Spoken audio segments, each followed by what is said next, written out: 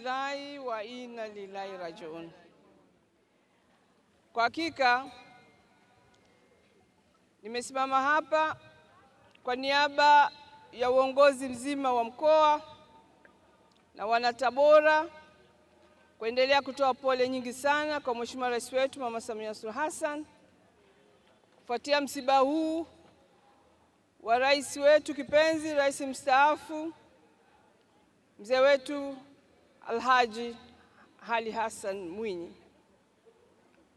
Kwa hivyo mimi nimesema niungane nanyi katika ibada hii kumwombea mzee wetu.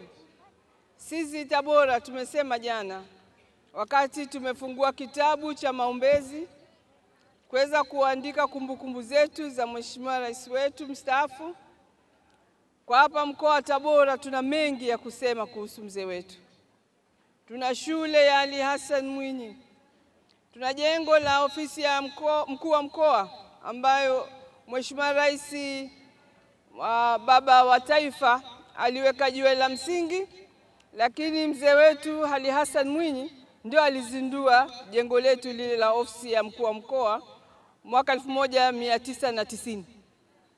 Lakini hapa tulipo ni kielelezo tosha cha jina na mapenzi makubwa ya mambo mengi ikiwemo michezo, elimu na umoja katika mambo ambayo alikuwa yakisimamia. Uwanja wetu huu wa Ali Hassan Mwinyi utabaki kuwa ni kielelezo kubwa, na tutajitahidi kadri ya uwezo wetu kuhakikisha kwamba kiwanja kinalingana na heshima ya mzee wetu Ali Hassan Mwinyi. Na mimi niseme tu ndugu zangu, jana wakati uongozi wa BAKWATA ulipokuwa unatoa taarifa ya shughuli hii, nilimtumia ujumbe Mheshimiwa Rais wetu wa Zanzibar, Mheshimiwa Hussein Mwinyi. Ameniomba niwafikishie shukrani zake yeye na familia za dhati kwa dua hizi ambazo tulikuwa tumepanga tufanye leo, ambapo sasa ndio tunafanya na tumemaliza kufanya salatul janaiza. Lakini pia dua mbalimbali mmeomba na viongozi mbalimbali wamesema mengi sana. Amesema anashukuru sana kwa dua hizi, lakini anashukuru sana kwa kuendelea kuwafariji. Sisi tunazidi kuwaombea Mwenyezi Mungu ajalie subra na Watanzania wote, lakini tunazidi kumwombea mzee wetu amali zake njema ziwe nzito siku ya hisabu.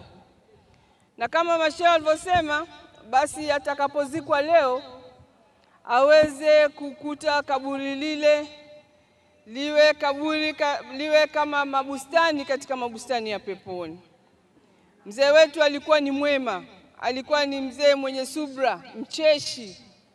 Nilipokuwa balozi Kenya mwaka 2013 nilimpokea kwa ajili ya kuja kutunukiwa shahada yake ya udaktari wa masuala ya biashara na utawala.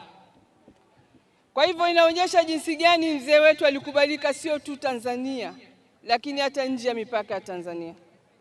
Mzee wetu alikuwa ni chancellor wa Kampala University, lakini vile vile alipata shahada ya udaktari katika shule ya Umoja wa Kimataifa ulioko Khartoum, Sudan.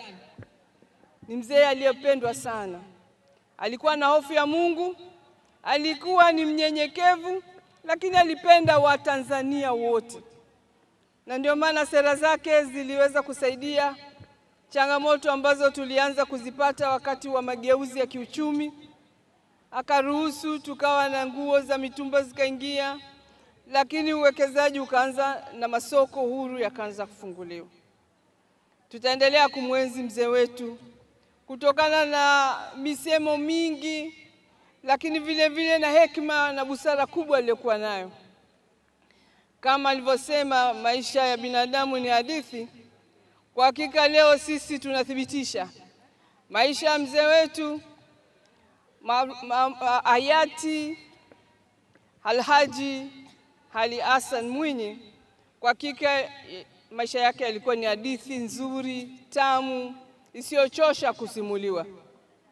na ndio maana vijana nimefurahi kwamba wanafunzi wengi wamekuja. Mzee ameondoka, lakini kuna kitabu cha maisha yake. Naombeni na sisi tutajitahidi tupate nakala tuzisambaze katika baadhi ya shule zetu. Watoto wetu wasome maisha ya Ali Hassan Mwinyi. Wajue jinsi alivyokuwa karibu na Mwenyezi Mungu na jinsi alivyokuwa mtu mwema, na vijana wake Mwenyezi Mungu amempa watoto wema. Mzee Ali Hassan Mwinyi, mbali na kwamba alipata kijana ambaye alikuwa ni waziri, hatimaye sasa ni rais, lakini pia na vijana wengi ambao pia wana nafasi mbalimbali. Anaye mbunge katika bunge la Afrika Mashariki. Mzee Mwinyi, daktari wake alikuwa ni kijana wake, mtoto wake wa kumzaa, ndio alikuwa ni daktari wa rais. Kwa hivyo Mwenyezi Mungu alimjalia kizazi chema kutokana na yeye jinsi alivyosimama na hata katika ukuaji wake na ujana wake kwa wazazi wake. Kwa hivyo ni fundisho kwa sisi wakina mama na wakina baba, tuwaombee mema watoto wetu, ili basi na watoto na kizazi chetu kije kuwa ni watoto wema, na turithi na wenyewe waje kuacha watoto wema. Wema huu ni sadaka, lakini pia ni zawadi kwa taifa. Leo hii tunakaa sisi Tabora, lakini na hakika katika maeneo mbalimbali, katika vipindi mbalimbali, wataendelea kusoma dua nyingi na kutoa sadaka kwa ajili ya kumwombea mzee wetu ili apate pepo ya Mwenyezi Mungu, pepo ya Firdaus. Naomba niungane na wote kuwashukuru sana shehe wetu wa mkoa na uongozi mzima wa BAKWATA na mashehe wote kutoka madhehebu mbalimbali ambao wamejumuika hapa. Lakini vile vile niwashukuru sana wakina mama na vijana wetu wote waliokuja katika dua hii.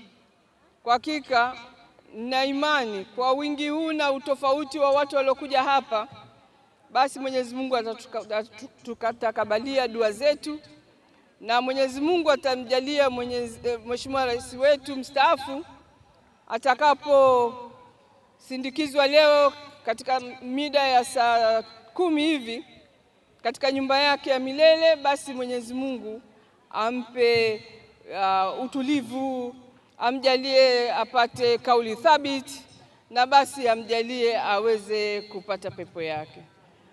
Inna lillahi wa inna ilaihi rajiun.